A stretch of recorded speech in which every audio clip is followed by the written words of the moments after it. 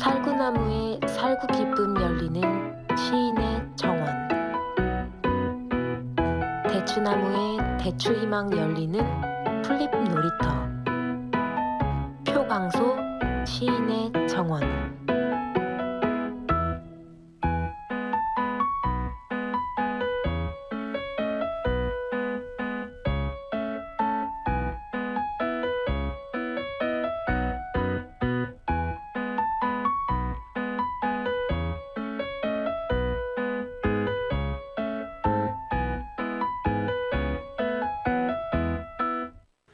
1592년 4월 6일 맑음. 진해루에 나가서 공무를 본 뒤에 군관들을 시켜 화를 쏘게 했다. 아우 여필을 전별했다.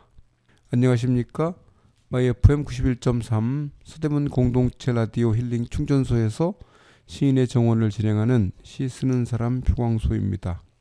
오늘은 이순신께서 1592년 4월 6일 전라도 여수의 전라자수형에서 쓴 임진일기를 읽었습니다. 시인의 정원은 오늘도 김현덕 씨와 함께 진행하고 있습니다. 현덕 씨 안녕하세요. 네, 안녕하십니까. 김현덕입니다. 네, 음악 한 곡 듣고 이어가겠습니다. H.O.T가 부릅니다. 우리들의 맹세.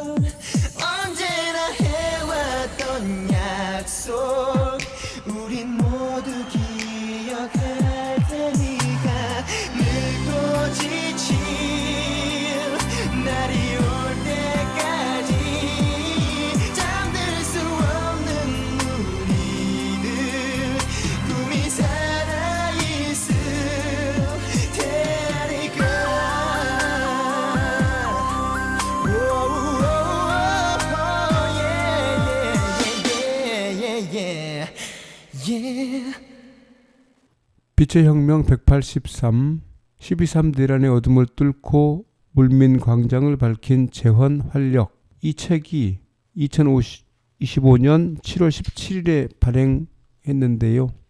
이 책이 발행한 이후에 경향신문, 한겨레 등 다양한 그 매체에서 서평 또는 인터뷰 기사 등 책 소개가 많이 되었는데, 그런 중에 9월 초, 그러니까 9월 2일 날 노동자연대라고 하는 그 매체에서 빛의 혁명 평하는 기사가 실렸는데, 장호종 씨라는 분이 쓰신 글인데요. 그 제목이 서평 빛의 혁명 183 조종한 지음 갈무리 자율주의에서 좌파 개혁주의로라는 그 제목의 글이 9월 2일에 게재되었습니다. 이 글에 대해서 조종환 선생님, 그러니까 저자께서 바로 그 자율평론에 빛의 혁명 183에 대한 노동자연대의 비판에 대하여라는 글을 게재했는데요. 그러니까 9월 2일 날 노동자연대에서 발표한 그 글의 서평에 대해서 9월 6일 날 그 그 자율평론에서 답하여라는 글을 발표하셨습니다. 그래서 지난주에 이 내용을 읽다가 시간 때문에 못 읽었는데요. 그 뒷부분부터, 그러니까 못 읽었던 부분 뒷부분부터 오늘 계속해서 읽겠습니다. 빛의 혁명 183에 대한 노동자연대의 비판에 답하여 조정환. 혁명과 개혁의 이분법을 넘어 공통된 다중의 섭정 민주주의로 1번 머리말과 2번 노동계급과 다중을 읽다가 어제 다 읽지 못하고 시간 관계가 못 읽었는데 그 이후 연결해서 읽겠습니다. 3과 6은 정의당 심상정 및 민주노총 지도부가 철도 파업을 중단시켜 운동의 노동계급 요소를 제거함으로써 퇴진투쟁이 탄핵투쟁으로 전환되었고, 운동에서 거리를 두던 민주당이 탄핵 트럭에 올라타 운동의 주도권을 국회가 가져갔다고 분석한다. 이러한 분석은 운동 동력의 다층성을 축소하면서 운동의 노동계급 요소, 실제로는 철도노조 파업을 거의 유일한 동력으로 전제하는 관점의 산물이다.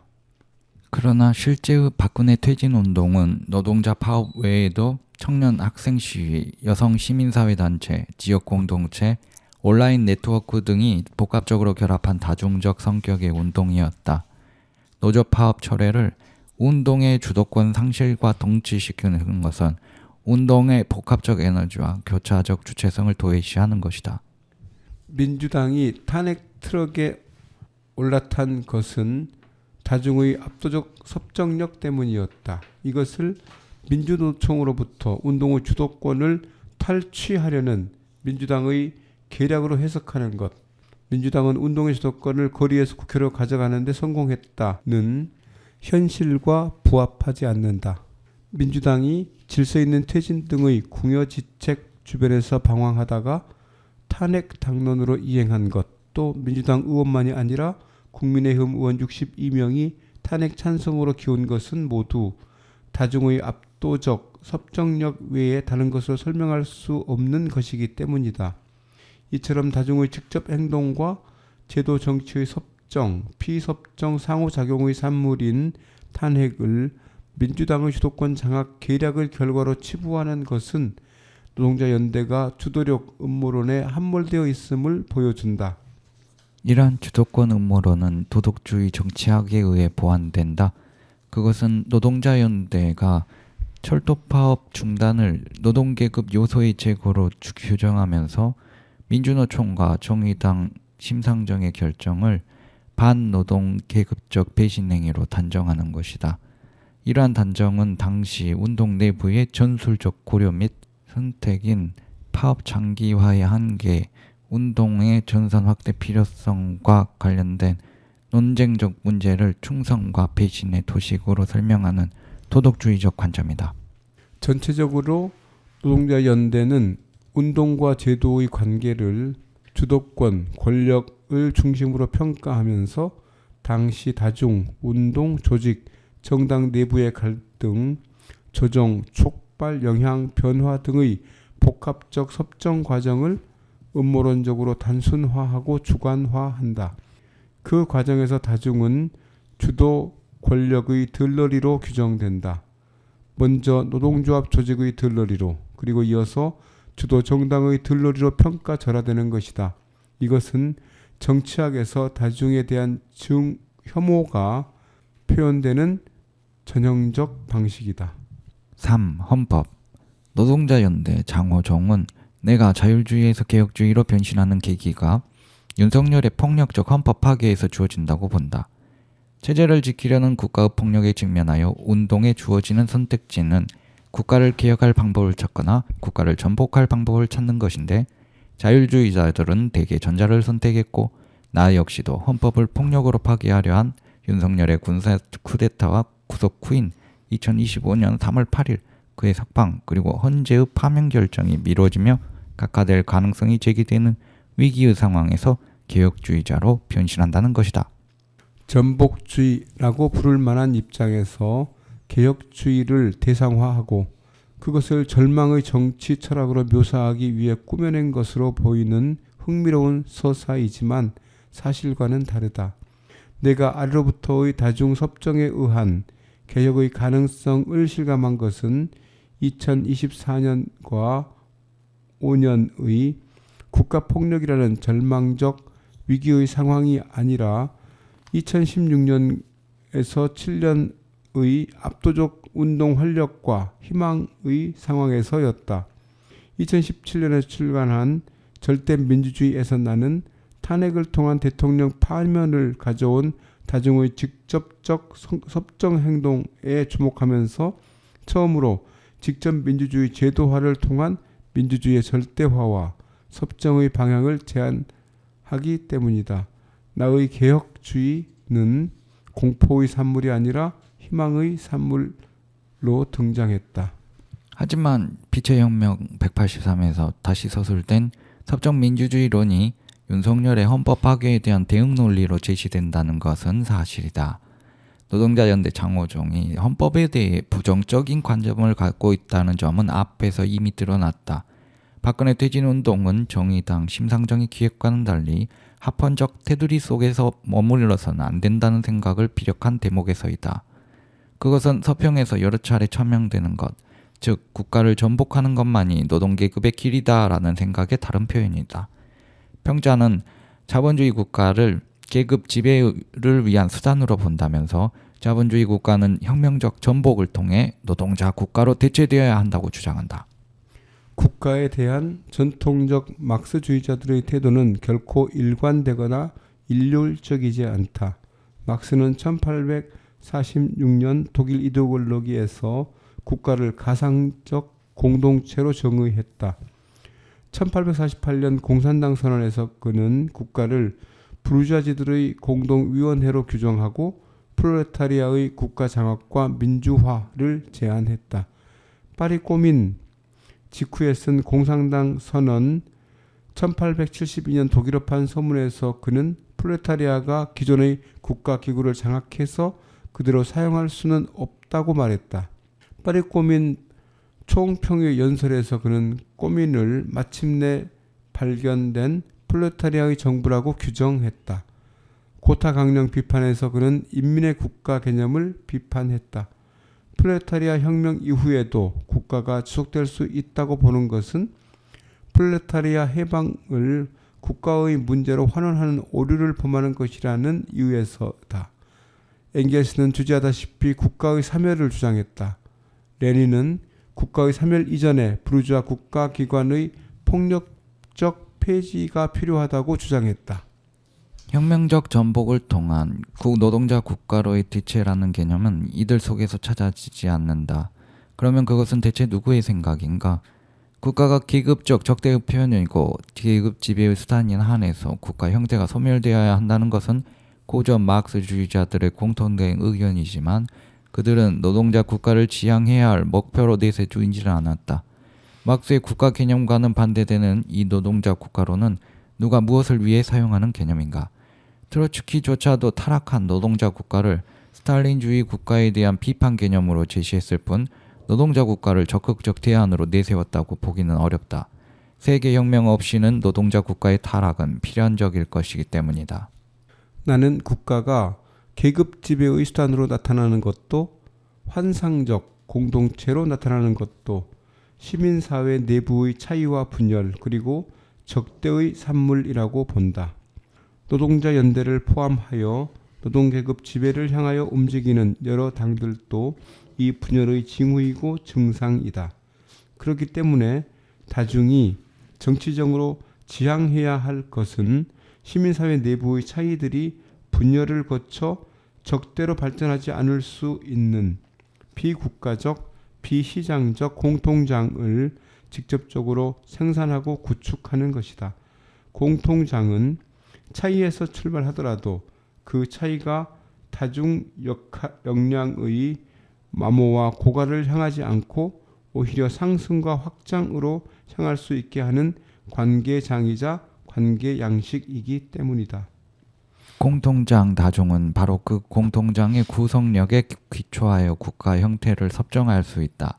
국가 형태를 공통장이 섭정할 때 우리는 섭정민주주의라고 부를 수 있고 그 섭정민주주의는 공통화하는 구성력의 집정민주주의를 그 핵으로 삼는다.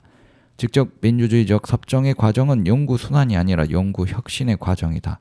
그 혁신은 궁극적으로 시민사회 내부의 적대를 표현하는 국가 형태를 소멸시키고 그것의 필수 기능을 공통장의 특수기관으로 전환하는 과정이 될 것이다. 나는 빛의 혁명 183에서 이것을 수평, 평형화의 과정이라고 말했다. 국가는 사람들이 화폐와 자본에 의한 소외의 조건 속에서 관계 맺는 유사 공동체적 형식이기 때문에 장악될 수도 폐지될 수도 전복될 수도 없다. 그것은 공통장 속으로 흡수되어 필요한 기관만 남기고 공통장의 기능으로 소화되도록 할 수 있을 뿐이다. 그것은 국가 형태와 국가 기능에 대한 다중의 감시, 통제, 지휘, 억제, 흡수, 포섭 등의 섭정에 의한 가능해진다. 고타 강령의 인민국가가 자본주의적 국가관념을 지속하는 것이듯이 노동자 연대의 노동자 국가도 자본주의적 국가관념을 지속하는 것이다. 기존 국가의 장악을 통해서든 기존 국가의 전복을 통해서든 만약 노동자 국가가 도래한다면 그것도 다중이 공통장 구축과 섭정투쟁을 통해 흡수하고 소멸시켜 나가야 할 또 하나의 국가 형태가 될 뿐이다. 국가 전복이라는 관념 속에서 노동자 연대는 헌법에 대한 부정과 거부의 의사를 분명히 한다. 그 의사에는 윤석열의 폭력적 헌법 파괴에 맞서 헌법을 지키려는 노력이 보수적이라는 부정 판단이 들어있다. 이런 판단 때문에 노동자 연대는 2016년 말 박근혜 퇴진운동은 합헌적 테두리에 제한된 운동이 아니었는데 그 운동의 탈헌법적인 헌법 위반적 요소인 철도 파업을 정의당과 심상정 그리고 민주노총 지도부가 조합원들의 반대를 무릅쓰고 중단시켜 퇴진운동을 헌법 질서 내로 가둔 결과가 민주당 주도의 합헌적 탄핵운동으로 나타났다고 정리하게 되는 것이다. 이러한 인식은 두 가지 문제점이 있다. 첫째, 헌법에 대한 국가주의적 사고이다. 둘째는 1987년 이전과 이후의 헌법의 역사적 성격 변화에 대한 몰각이다. 첫째 문제인 국가주의적 헌법관, 이것은 주로 지배계급의 헌법관이다. 는 것은 국가가 헌법을 제정하며 헌법이 국가에 종속된다고 생각한다. 이런 관점 속에서 국가를 전복해야 한다고 생각하는 노동자 연대가 헌법과 그 질서를 구속복으로 받아들이고 합헌 질서에 대해 거부감을 갖는 것은 자연스럽다. 그러나 나는 이와는 반대로 즉 국가가 헌법을 제정하는 것이 아니라 다중이 헌법을 제정한다는 관점에서 헌법과 국가의 관계를 다르게 생각한다. 빛의 혁명에서 나부낀 우리가 헌법이다 깃발이 시사하듯이 다중은 성문 및 불문의 헌법에서 독립적으로 실제하는 물질 헌법이요 헌법기관이다. 물론 현행헌법에서 다중은 헌법기관으로 인정되지 않고 있지만 말이다. 현행헌법의 1조인 2항인 대한민국의 주권은 국민에게 있고 모든 권력은 국민으로부터 나온다라는 이것은 이 물질 헌법을 국민이라는 말로 지시하고 있다. 헌법 권력의 원천이 국민에게 있다는 의미이기 때문이다. 내가 재원 활력이라고 말할 때 그것은 헌법을 만들 뿐만 아니라 헌법으로서 행동할 수 있는 다중의 실질적 힘을 지칭한다. 국가주의적이지 않고 재원 활력주의적인 시각에서 헌법을 보면 헌법은 단순한 권력의 산물이 아니라 아래로부터 삶, 저항, 투쟁 속에서 형성된다. 헌법이 다중을 구속할 때조차 다중이 헌법을 개정하기 위한 투쟁에 나설 수 있는 것은 이 때문이다. 헌법이 국가 권력의 명령을 제도화하는 수단으로 사용될 때조차 다중은 자신의 권리를 보장하라고 국가에게 명령할 수 있다. 대한민국 헌법 1조 2개의 항은 이러한 점을 명시하고 있다. 그러므로 헌법 질서는 폭력으로 파괴할 대상이 아니라 반헌법 세력으로부터는 수호하면서 그것의 한계를 끊임없이 새롭게 갱신해 나가야 할 공동의 질서다. 물론 헌법이 아래로부터 투쟁의 산물로서가 아니라 위로부터 국가 권력의 명령으로서 만들어진 경우가 있다. 한국의 경우 박정희 정권에서 전두환 정권에 이르는 군사 독재 정권기 헌법이 특히 그러하다. 그것들은 쿠데타와 권력 장악 및 정권 유지를 정당화하기 위한 통치 도구적 성격의 헌법이었다. 1961년 5.16 쿠데타 후 1962년에 만들어진 제3공화국 헌법은 국민투표 형식을 빌려 정당성을 획득하기 위한 수단이었다. 1972년의 제4공화국 유신헌법은 통일주체 국민회의라는 간접기구를 만들어 제정한 간선제 헌법으로 헌법을 가장한 독재헌장이었다. 1979년 12.12 쿠데타 후 국가보위 입법회의를 설치하여 제정한 1980년 제5공화국 간선제 헌법도 쿠데타 세력의 정권 장악을 합법화하는 도구였다. 이 시기에 형식 헌법은 실질 헌법인 다중의 재원 활력과 첨예하게 적대했다.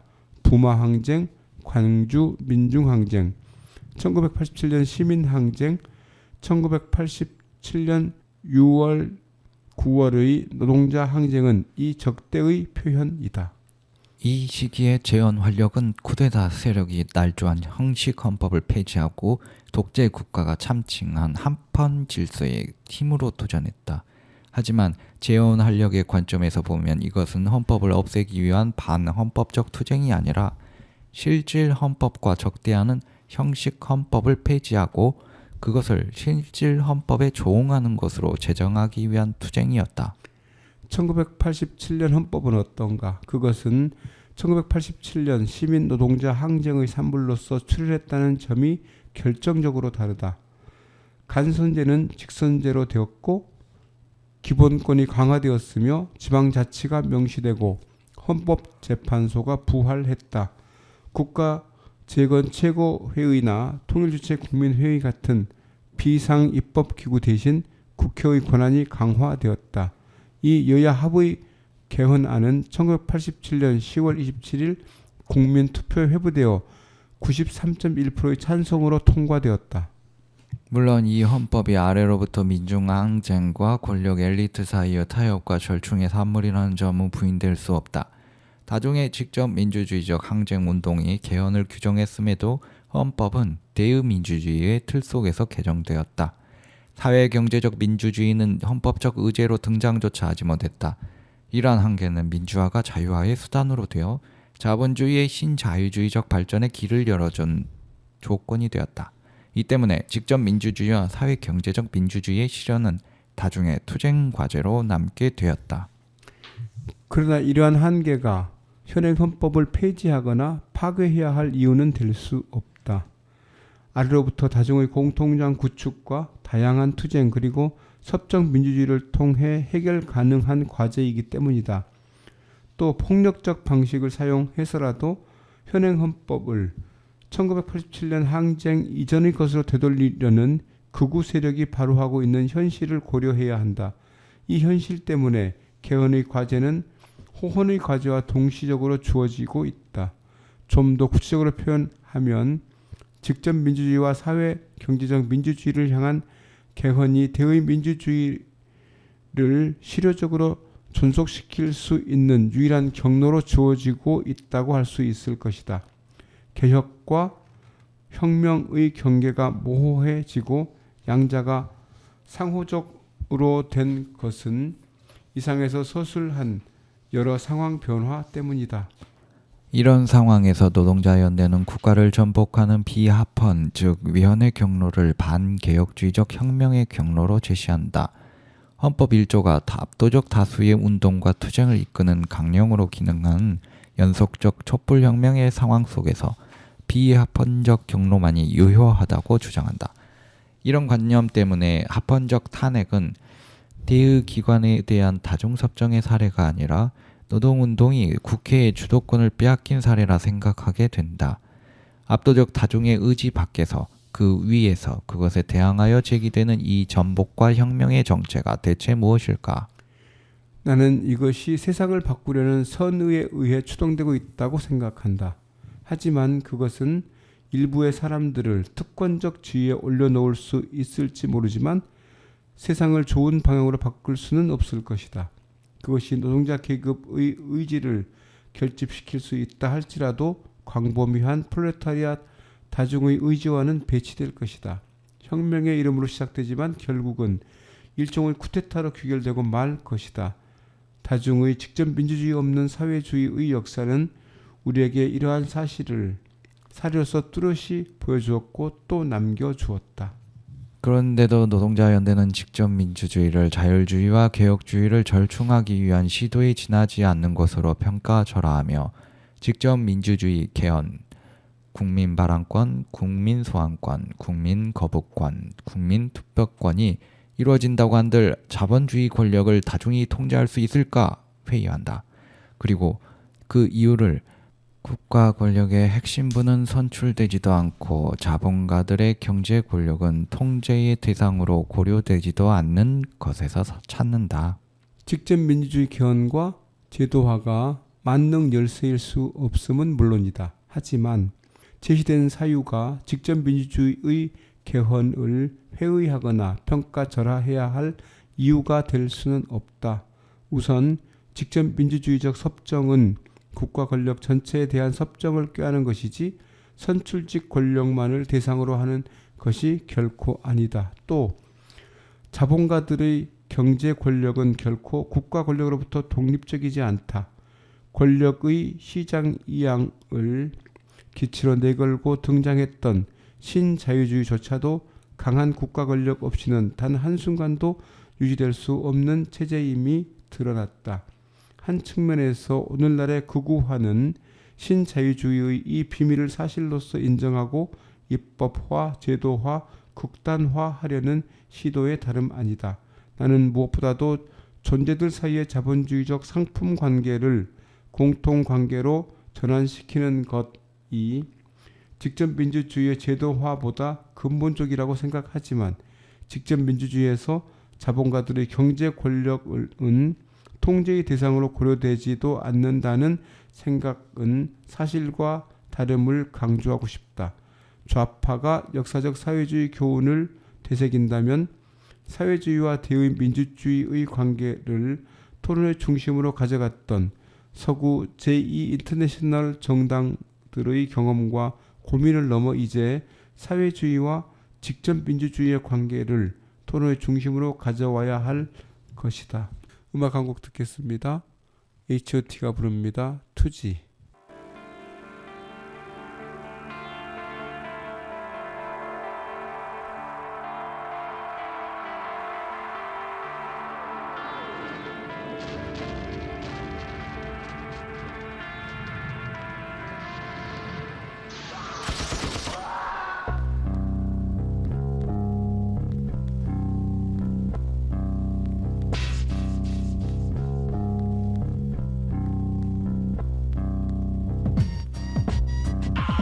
모두 다 길 잃어 모두 다 길 잃어 가는 모든 우리들의 자신을 봐 하나도 그 많은 일들로 얼룩져버린 우리 검은들 약속이 모두 다 길 잃어 모두 다 길 잃어 가는 모든 너희들의 주의를 봐 모두 다 이 재석은 독심에 길들여 다시 나올 날 할 수 없어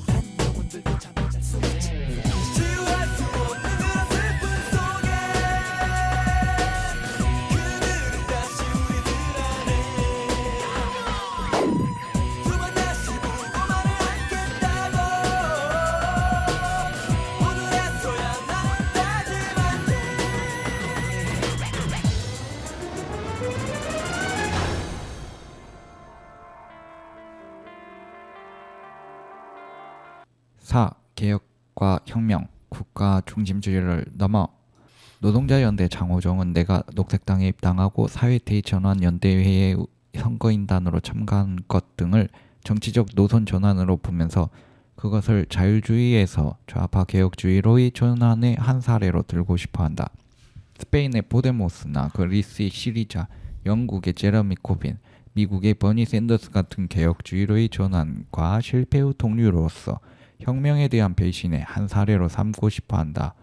자본주의를 증오하고 스탈린주의와 개혁주의를 거부할 뿐 아니라 더 나아가 대우민주주의 선거 자체도 거부했던 자율주의로부터의 이탈이자 배신이라는 것이다.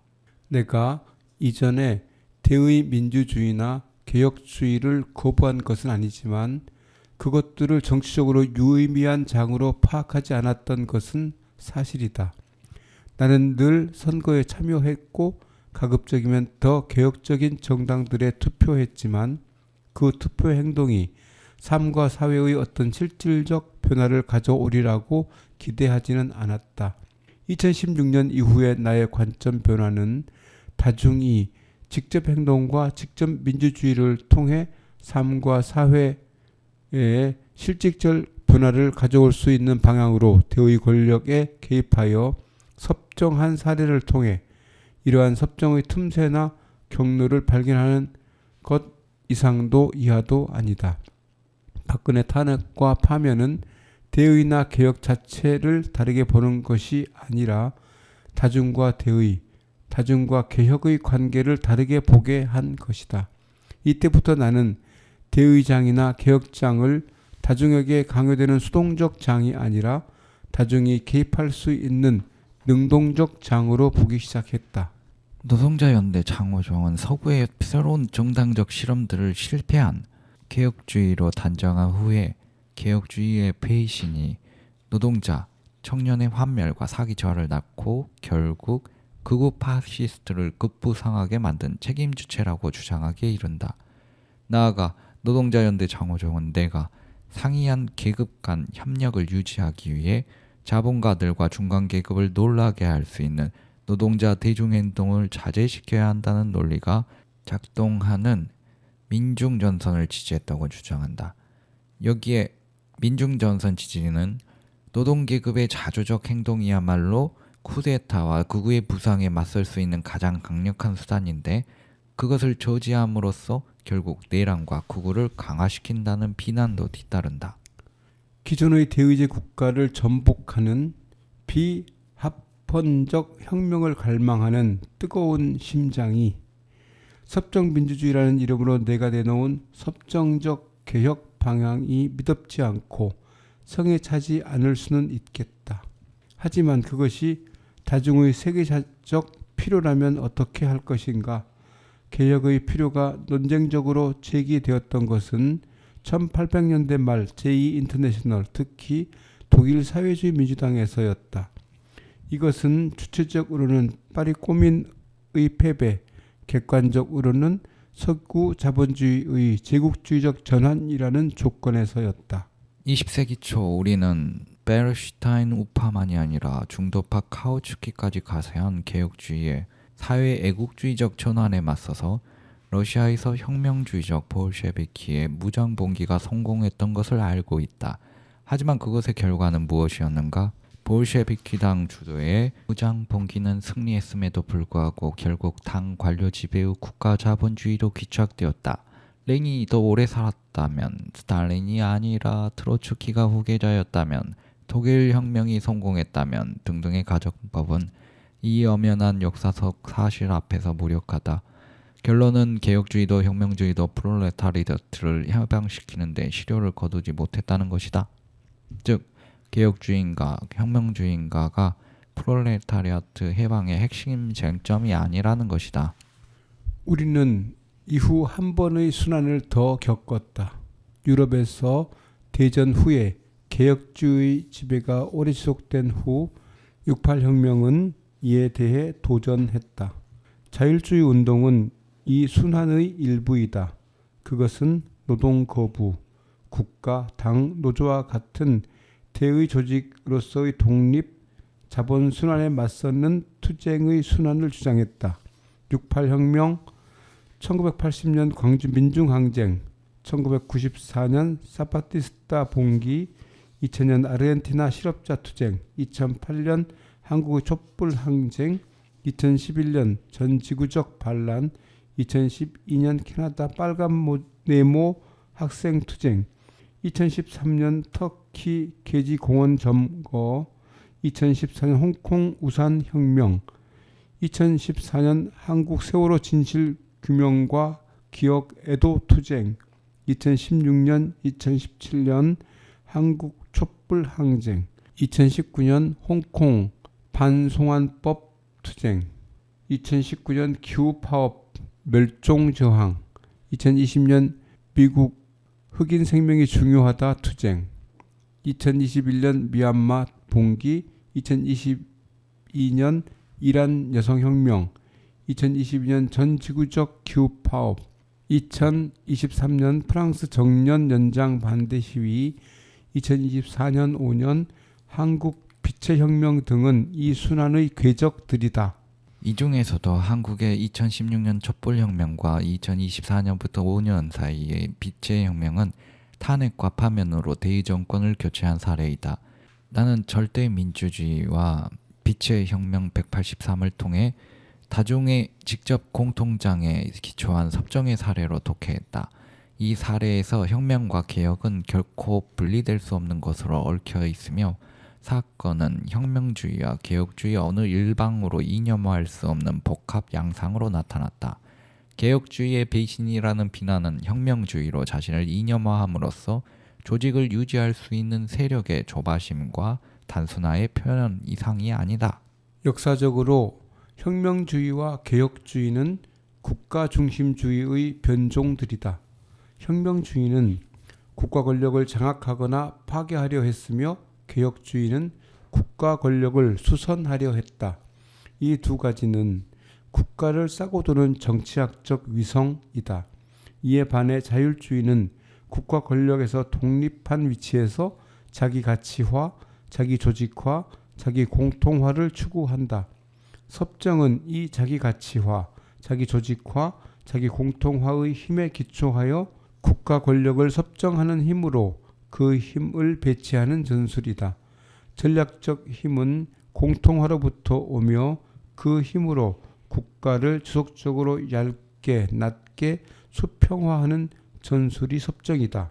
그것은 혁명을 개혁적 방식으로 수행하며 개혁을 혁명의 방향으로 수행한다.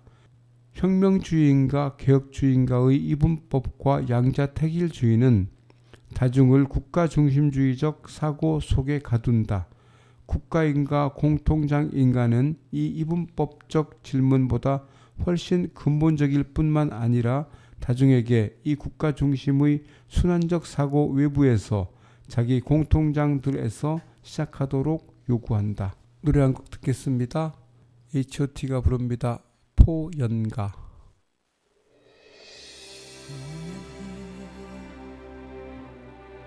내게 상처 줬던 것 착각이만 하던 너의 하얀 두부 위에서 눈물 흘리게 한 것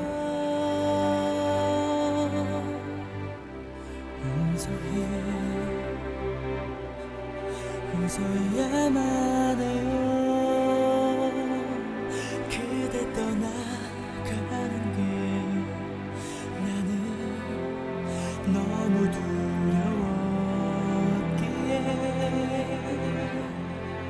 너무 사랑했기에 한때 그대가 내 곁에 없는 게 너무 나 힘이 들고 또 외로웠어. 비가 내리던 날 난 비를 맞으며 한없이 울었었죠. 그대를 사랑해요. 보고 싶어요. 그대 만나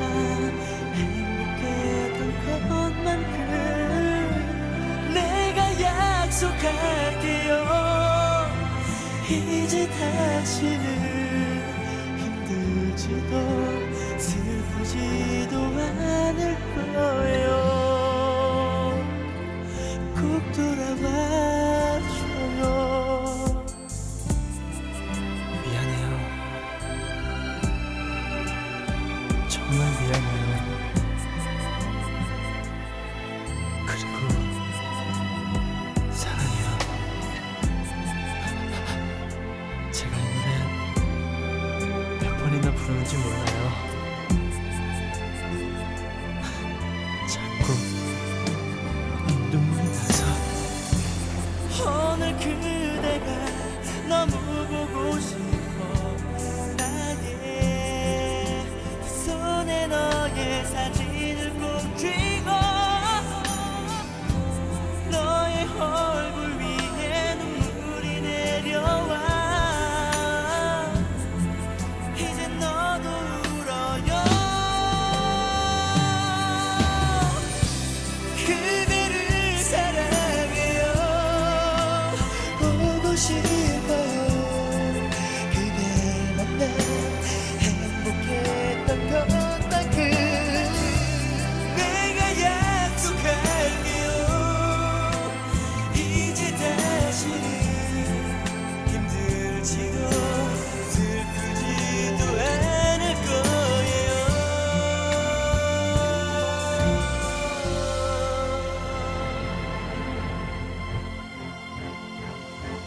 이제는 돌아오겠죠. 난 믿어요. 사랑해.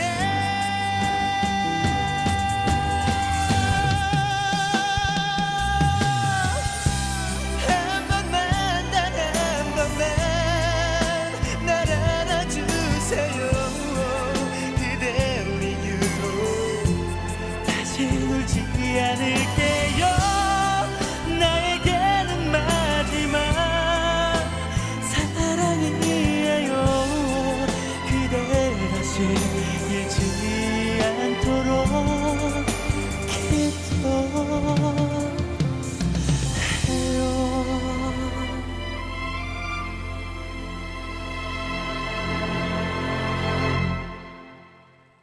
5. 스스로의 의미. 노동자연대도 노동하는 계급들의 해방은 노동하는 계급들 자신에 의해 쟁취되어야 한다라는 문장을 나와 공유한다. 하지만 해석과 실행 방식은 다르다. 이 문장을 어원적으로 해석해 보면 여러 노동 계급들이 자본 관계에서 벗어나는 일은 노동하는 계급들 자신이 함께 모색 성취해야 한다는 뜻이다. 노동자연대는 여기서 노동하는 계급들을 노동조합으로 조직된 노동자들로 축소하며 노동하는 계급들 자신이 함께를 혁명적 전위 조직의 지도를 받아 노동계급으로 치환한다. 다양한 방식으로 노동하는 다중들이 임금 노동자 조직으로 축소된 후에 스스로 힘으로 나서지만 결국 간접적이고 대의적 방식에 따라서만 해방을 달성할 수 있다는 것이다.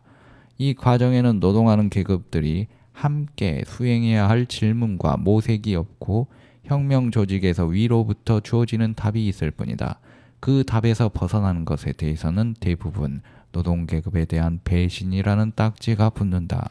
이러한 정치학은 노동하는 계급들의 미성숙과 불완전성을 가정하는 점에서는 전위주의이며 계급의 힘은 전위에 의해 대표되고 지도될 수 있을 뿐이라고 보는 점에서는 대의주의이고 지도조직의 답만이 옳은 답이고 정통이라고 보는 점에서는 교조주의다.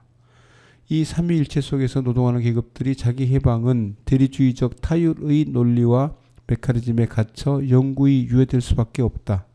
나는 1980년대에 당을 전략적 기관으로 사고했고 다른 모든 것보다 사회주의 당 건설이 중요하다고 생각했다. 현실 사회주의 붕괴 이후 자율주의로 전환하면서 나는 당에 독립적이고 능동적인 관심을 두지 않고 집회, 시위, 행진, 파업, 촛불봉기 같은 다중의 직접 행동에 주목했다. 2016년 촛불다중이 집회와 시위를 통해 대의기구를 섭정하여 탄핵, 파면, 정권교체를 달성하는 과정에 함께한 후 나는 민주주의의 다중적 절대화와 아래로부터 다중의 섭정 민주주의의 경로를 발견했다. 나의 관점은 1980년대에 내가 가졌던 당 중심적 관점을 역전시킨다. 나의 시각에게 다중의 재원 활력의 움직임은 전략적 영역이며 당을 포함하는 대의 세계는 전술적 영역이다. 녹색당 입당이나 권영국 후보 선거인단 참여는 전략적 지위의 재원 활력과 전술적 지위의 대의 권력을 연결하기 위한 능동적 전술 선택이다. 그것은 분명히 개혁의 행보이지만 개혁주의라기보다 아래로부터 다중의 혁명적 자기해방을 표현하는 경로이다. 끝으로 내가 노동계급의 자주적 행동을 저지하는 민중전선을 지지했다는 비판에 대해 생각해 본다. 이 비판은 민중전선이 공동전선과는 달리 강령 통일을 통해 노동계급 행동을 억제한다는 생각에 이끌린다. 우선 지적해야 할 것은 당들이 운동을 지도하는 것이 공식이었고 또 현실이었던 1930년대 논쟁에서 나온 이 생각은 당들이 운동에 뒤따르고 있고 운동에 의해 지도되는 지금의 현실과는 너무 동떨어진 생각이라는 점이다. 당들을 섭정하는 운동에 공통되는 정동은 있지만 노동자연대가 관념성에서 상상하고 있는 행동통일이나 강령통일 같은 것이 있었던가? 다중의 각 부분은 자신들을 자유롭게 표현했고 그것들은 합류되어 광장이라는 정치 공통장을 구성했다. 나는 어떤 강령통일을 지향한 바도 없고 행동통일을 요구한 바도 없다. 노동계급의 자유주의적 행동을 억제하거나 저지한 적은 더더군다나 없다. 오히려 노동계급의 파업을 지지하고 더 적극적이고 전면적인 파업을 요구했다. 이것은 빛의 혁명 183의 여러 페이지들을 통해 확인할 수 있다. 다중의 적극적인 자기 표현과 그것들의 공통화가 필요한 시기에 민중전선은 안 되고 공동전선은 된다. 다른 야당들은 되고 민주당과 연합은 안 된다는 식의 제한은 다중의 공통화 잠재력을 제한하는 것이므로 그만큼 위험한 것이다. 당들과의 관계라는 측면에서 다중은 여러 당들로 분할되어 있거나 그 밖에 있다. 윤석열의 비상계엄과 파시즘화에 대항하는 투쟁에서 공통화는 좌파를 지지하는 다중은 물론이고 중도파를 지지하는 다중, 심지어 우파를 지지하는 다중들 속에서도 전개될 필요가 있었다. 전개된 현실에서 윤석열에 대한 탄핵 의결은 야5당 외에 개혁신당을 필요로 했고 심지어 탄핵에 찬성하는 국민의힘 의원까지 필요했다. 국민의힘 내 온건파인 소위 한동훈파가 캐스팅 보트를 쥐고 있었다.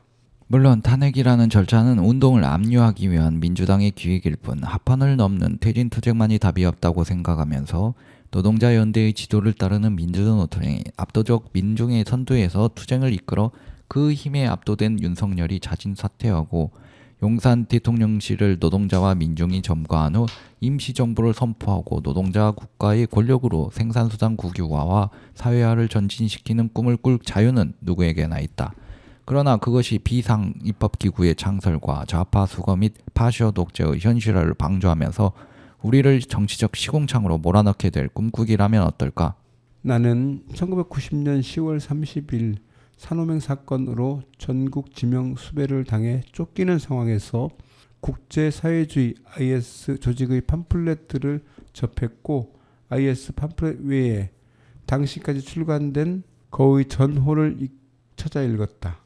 이원영이라는 필명으로 번역 출간된 오늘날의 세계경제 위기와 전망, 오늘날의 노동자 계급, 소련의 해체와 그 이후 동유럽, 현대 프랑스 철학의 성격 논쟁 등은 이때 열정적으로 독서한 과정의 산물이다. 토니 클래프의 소련은 국가자본주의로는 나에게는 충격적인 서사였고 나는 지금도 그 논리의 일부를 나의 논리로 삼고 있다. 당 건설 운동 때문에 수배된 내가 당에서 독립적인 평의의 운동에 진지한 관심을 갖기 시작한 것은 The Western Soviet Workers' Council's Birth Parliament 1915년부터 1920년 The Tragedy of German Revolution의 저자이자 영국 SWP 당원이었던 도니 글룩스타인에 대한 비판적 독해를 통해서였다.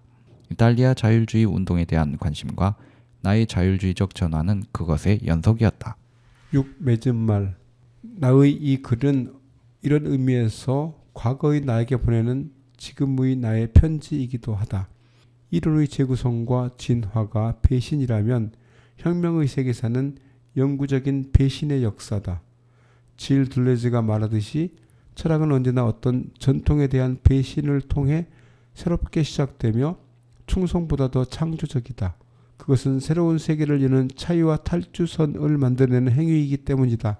현대의 프롤레타리아 다중은 이 해방과 정복의 탈주선을 스스로 그리고 함께 찾아가는 집합적 주체성의 이름이다. 오늘은 이순신께서 전라도 여수의 전라좌수영에서 1592년 4월 6일에 쓴 일기를 읽었습니다. 그리고 2025년 9월 6일에 자율평론 86호에 그 조정환 선생님이 게재한 빛의 혁명 183에 대한 노동자연대의 비판에 답하여 혁명과 개혁의 이분법을 넘어 공통된 다중의 섭정민주주의로를 읽었습니다. 오늘 저희가 준비한 내용은 여기까지입니다. 다음 주에 또 뵙겠습니다. 고맙습니다. 감사합니다. 1592년 4월 6일 말금 진해루에 나가서 공무를 본 뒤에 군관들을 시켜 화를 쏘게 했다. 아우 여피를 전별했다.